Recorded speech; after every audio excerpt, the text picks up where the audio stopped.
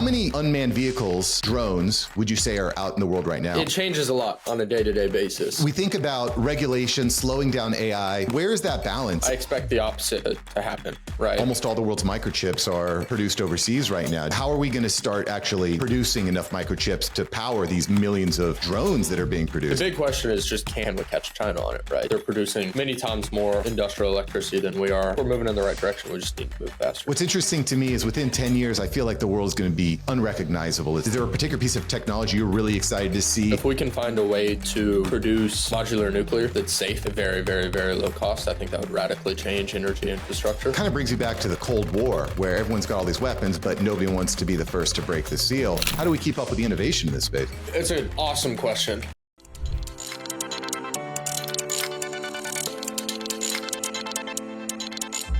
All right, boys, today we've got Ethan Thornton, CEO and founder of Mach Industries, a next-generation defense technology manufacturing company, and I think we're about to blow some minds. Ethan, what's up? Glad to be here. Yeah, glad to have you here. Ethan, so you're inventing drones. You're taking drones to the next level. You got a $335 million company here, valuation. Drones, they're going to change the world. War is going to change the world. When I grew up, we were worried about trench warfare, men in trenches. Doesn't seem like that's the next case. What does the future of war look like? Great question. Very distributed, very decentralized. I think we're seeing this a lot in Ukraine right now, but the ability to use very cheap platforms to conduct strikes at very long ranges, right? So I think it's gonna make it very hard to defend centralized assets. I think weapons are obviously getting far smarter and more prolific in numbers. So we can expect a lot of things to change. So what does that mean? Does that mean even if I'm out in the boonies of West Virginia, I need to be just as worried as someone who's in the middle of New York City? Not necessarily. I actually think we'll see a lot more precision in the next few decades. Like, I think risk of civilian casualty loss is going to go down quite a bit as these weapons get more sophisticated. So hopefully in this future world, regardless, you don't have to worry, and you can conduct very, very precise attacks on infrastructure, on military production, on logistics. And essentially that's going to be done with drones. Am I right there? Yeah, I think drones, cyber attacks, hypersonics. Drones is kind of a catch-all used for unmanned systems. I think the specific flavor of unmanned system will depend a lot depending on the nature of the target, right? If you're looking to disrupt shipping, it's probably underwater unmanned vehicles and long-range cruise missiles. Obviously, what we see in Ukraine right now is the use of very, very large numbers of FPV quadcopters.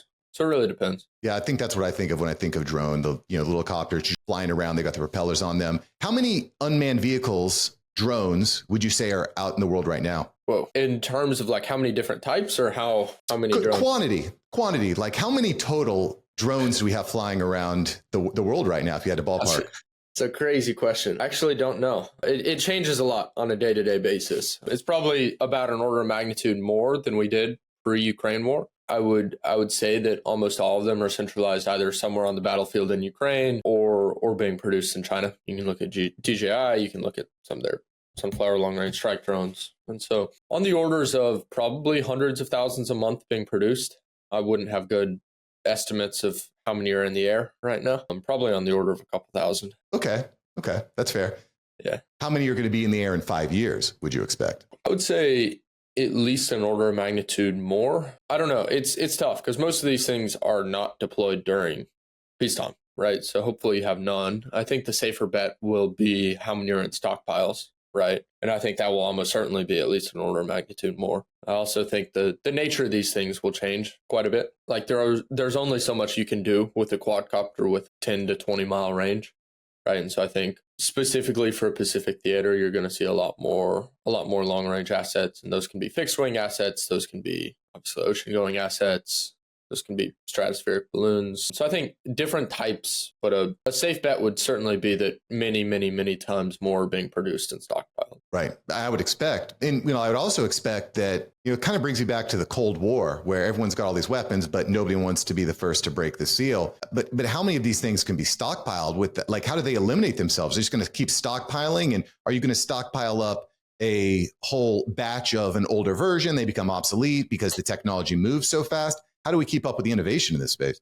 It's an awesome question. I think really, really good question. there are some things about the drones that likely won't change, right? So like aerodynamics won't be changing anytime soon. So stockpiling actual airframes, probably a relatively safe bet. Same generally speaking for propulsion. Then you have specific aspects that are changing on like a week to week timeline, right? So if you go to Ukraine and look at the electronic warfare environment, like the way you're communicating, the way you're sensing on the spectrum is an example here, right? You could look at the same for like visual guidance and compute. And so it comes down to having very modular systems and then very flexible manufacturing, right? So on the modular system side, the ideal case is one where you can actually take an asset and replace the things that have become legacy on it without having to replace the asset itself. That's one way you can justify carrying more stockpiles and inventory. And then the other, and arguably more important, is flexible manufacturing.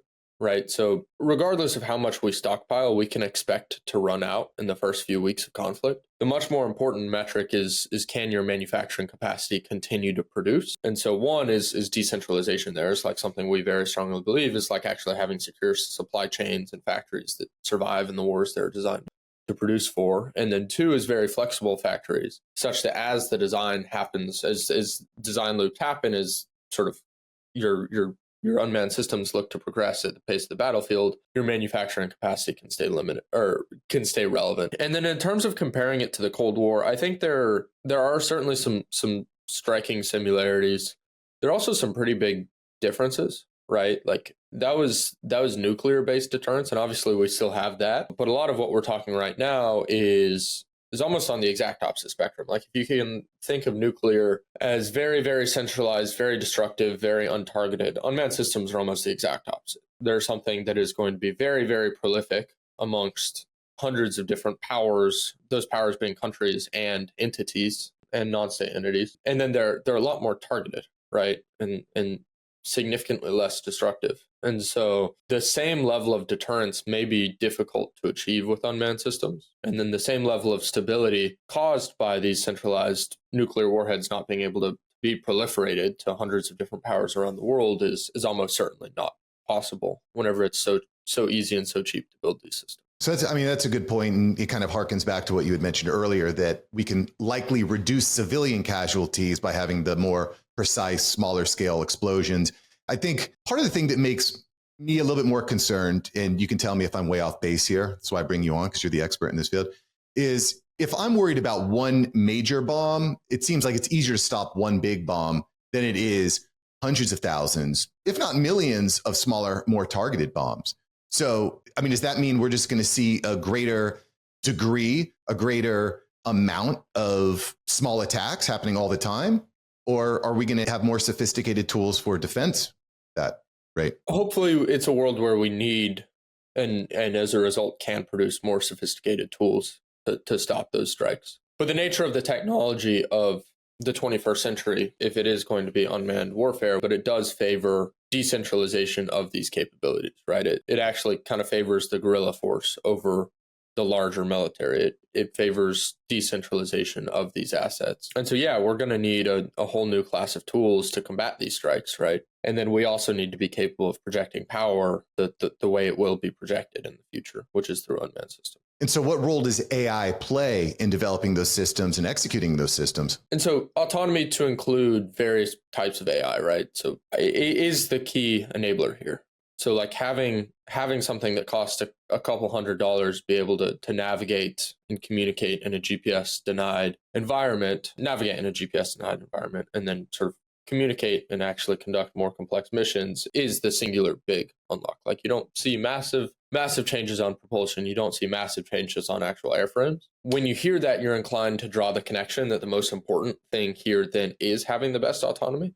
I actually don't necessarily know if that's true. I think autonomy is the big enabler, but I still think it's hardware that wins wars. And so it's essentially like now that you've reached this sort of post-autonomy world where weapons can communicate, where they can control themselves, then it's how do you very, very quickly build the best platforms capable of doing that, and then also build a manufacturing that survives in that war and that can sort of keep pace with the level of iteration we'll likely see in unmanned systems. Like another safe bet is that iteration timelines on design of these things is going to go from a decade plus, which is what you'd see for a manned fighter jet or a manned strategic bomber or an aircraft carrier down to years, months, or even weeks. We kind of saw that manifest itself over the past month with DeepSeek.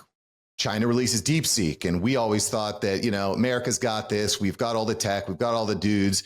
We've spent hundreds of millions, if not billions of dollars developing this AI. And China's like, yeah, well, we did it in a month with 5 million. So get at me, bro. And so that I think becomes a major conversation of where personal privacy plays a role, copyright plays a role, licensing plays a role, because China's been pretty notorious for not really caring about these things. So anyway, to bring that kind of around full circle, we think about and I don't know who we're going to be at war at in the future. We'll see. But we think about regulation, slowing down AI, slowing down the tech. And where is that balance? I mean, where do you see the next several years going? Do you think regulation is going to stall out all this manufacturing and development? Are you saying specifically on the defense industrial base and unmanned system side, or kind of more holistically?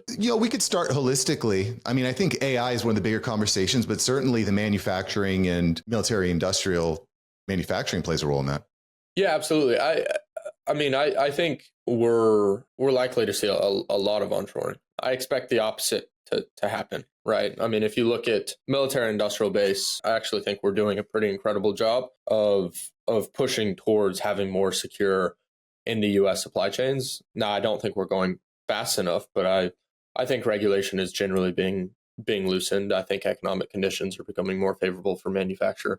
And so I think we're certainly moving in the right direction. I can't speak to AI as well, but it does seem like we're moving in a similar direction, right? Like the political scene right now is very favorable to moving quickly. And I can't speak to whether that's good or bad on AI in particular. But for the military industrial base, it's obviously existentially important that we get that right for national security. And I do think we're moving in the right direction. Microchips, right? Almost all the world's microchips are produced overseas right now. Do you see a trend of bringing more microchip, lithium? How are we going to start actually producing enough microchips to power these millions of drones that are being produced? Yeah, I also think that's moving in the right direction. That's a pretty bipartisan effort right now. You can point to the CHIPS Act. You can look at getting TSMC to open fabs here. I think we're moving in the right direction now.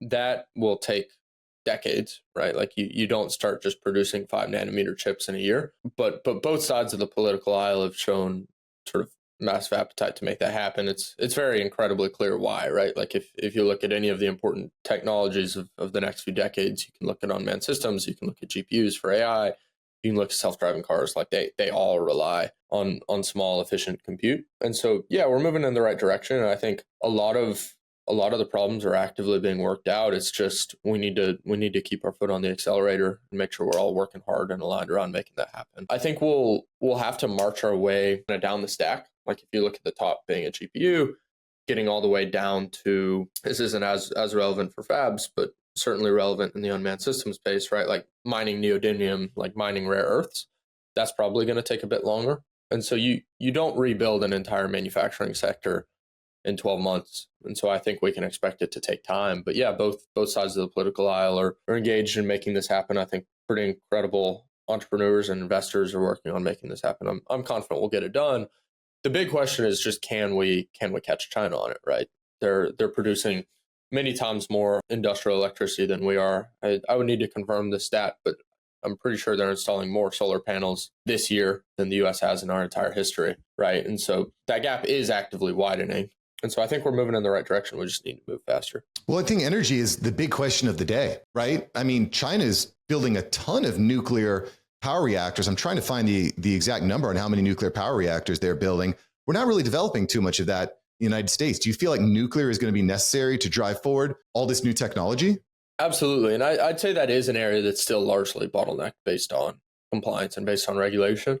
There are some incredible companies working on that. I think it remains to be seen if very small modular reactors or more sort of traditional legacy style larger reactors are the right path. But yeah, I need to confirm this, but I'm pretty sure China just turned on the first Type 4 nuclear reactor. I do think they're ahead there. The actual nature of the energy doesn't matter as much. I think it's just your output and the cost per kilowatt hour we should be going off of. And there are certain energy types that are more helpful with industrial processes. Like I actually think solar is pretty impactful for specific processes that don't require consistent power.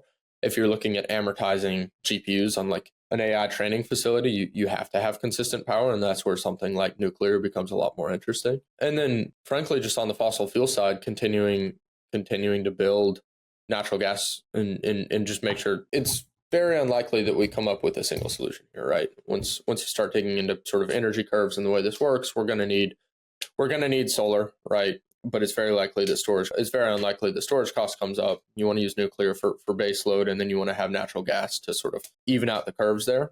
And then you also need to deeply focus on transmission. That's another thing China's getting very right, is building high voltage, sort of low loss transmission. And so, yeah, tons of work to be done kind of across the board, but I'm excited because I do think we're moving in the right direction right now. Well, I definitely agree with you. There's going to be a combination of energy sources. It's kind of interesting to me that you're bullish on solar, because solar has kind of fallen out of favor, at least in the, I know going back 2 or 3 years ago, all my friends were like, hey, Mark, you got to leave your marketing agency, stop doing all this YouTube, Mark, come sell solar with us. And now nobody's doing the solar anymore. And maybe that's because the government grants and subsidies have kind of ruled out. But where do you see solar energy playing a major part in this vision? Maybe household solar has gone out of favor, but I think industrial solar is still incredibly impactful. Like if you look at price per kilowatt hour during a sunny day, solar is about as cheap as you can get, if not as cheap as you can get. And that energy cost continues to go down. It's really hard to get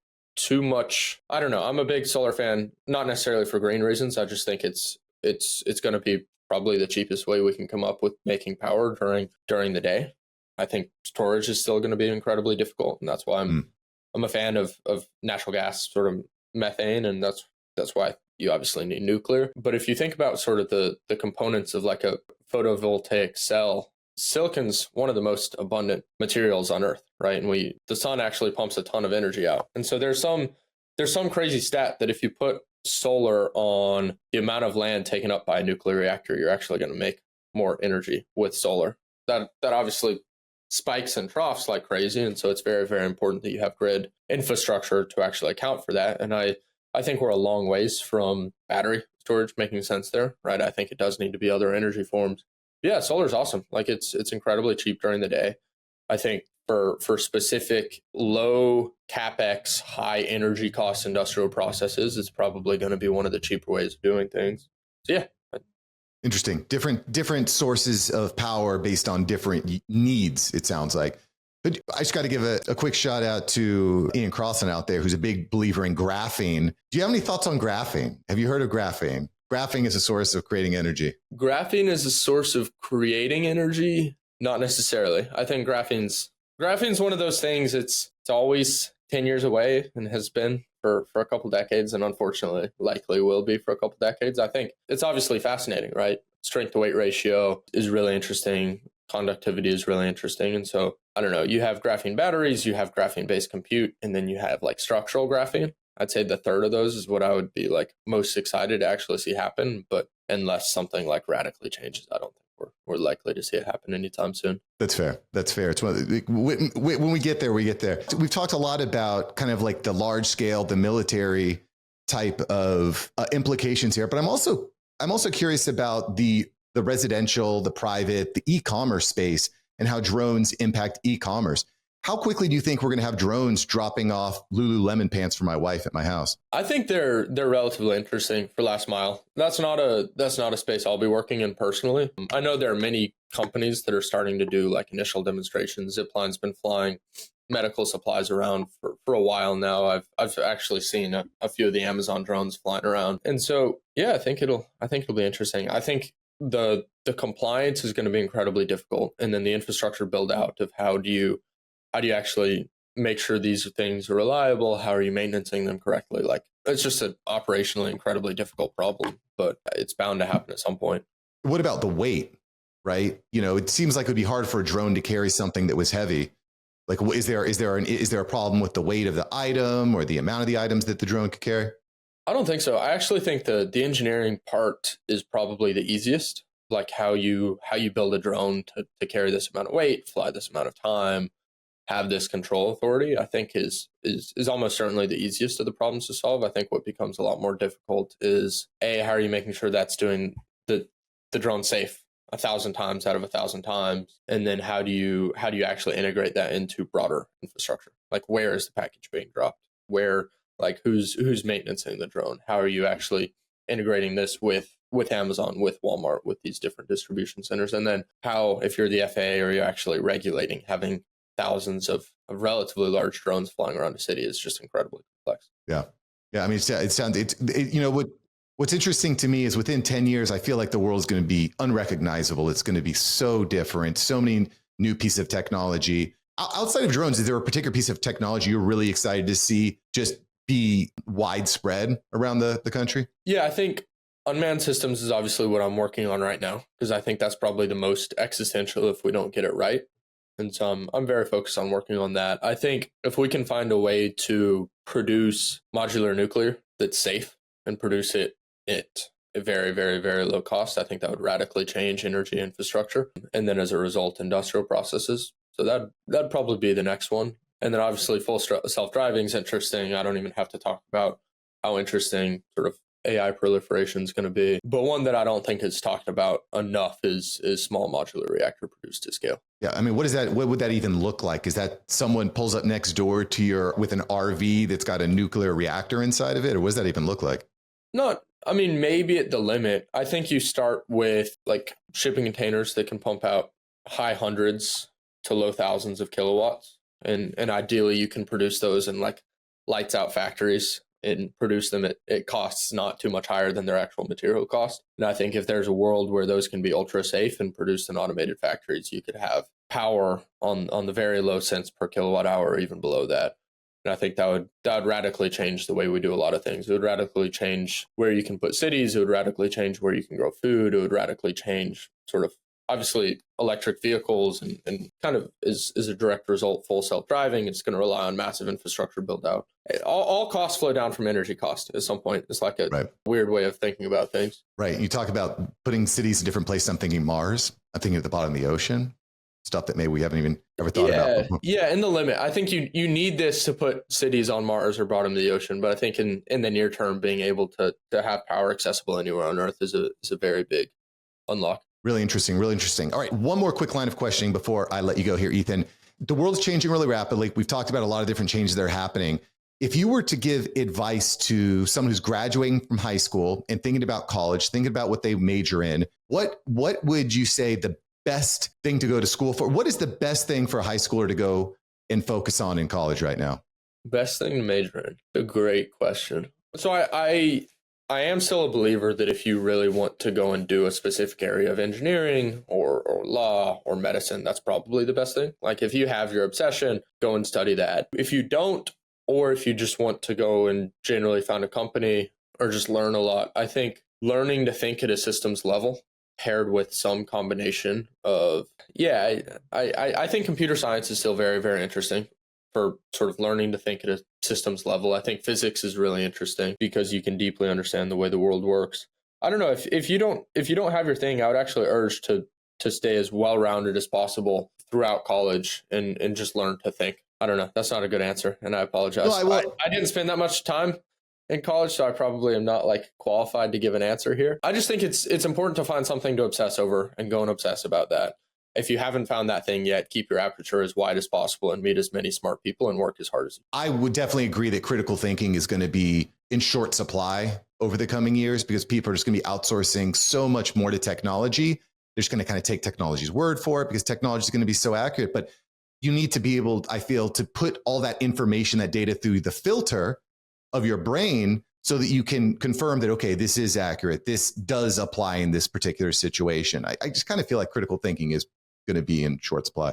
Yeah, and the reason I said systems level thinking is because I think the leverage an average human has is going to radically expand, right? Mm-hmm. So you're going to be controlling just a larger number of things capable of doing different things. And so the ability to think at a very high level about complex systems and actually direct them in the right path, whatever industry you're working on is probably what we're going to see, right? So in the legal industry, using far more sophisticated tools to help you do your job, I think in computer science, having agents actually writing code for you, you're sort of adding a level of abstraction and thinking at a larger level. And so the ability to sort of be in the weeds is likely going to be less important with the ability to, like you said, to think critically and then to think at a very large level and manage complexity and simplify complexity down to a very sort of succinct set of directions is going to be incredibly important. Really, really fascinating stuff. Ethan, thanks for joining us here today. Where's the best place for us to find you to keep in touch? In terms of like socials or?